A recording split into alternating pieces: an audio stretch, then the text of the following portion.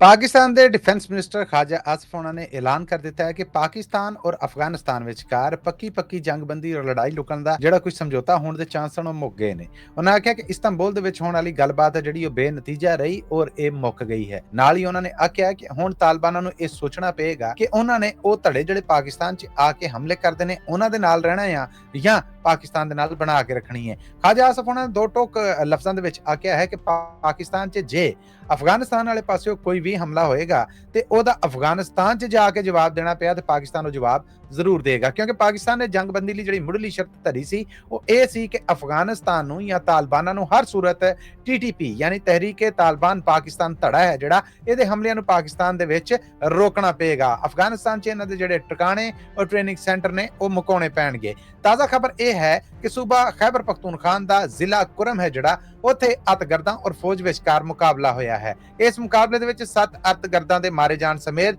5 फौजी ने जिहड़े उन्हां दे भी जानो जान दी इतला है, जिन्हां च एक कैप्टन मरतबे दा अफसर भी है। जबकि पाकिस्तान वालों हजे तक इहदे ते कोई सरकारी स्टेटमेंट ते सामने नहीं आई, पर उम्मीद की जा रही है कि पाकिस्तान इन्हां अतगर्दां दे ठिकाणिਆਂ ਨੂੰ अफगानिस्तान च हमला करन दी तैयारी करी बैठा है।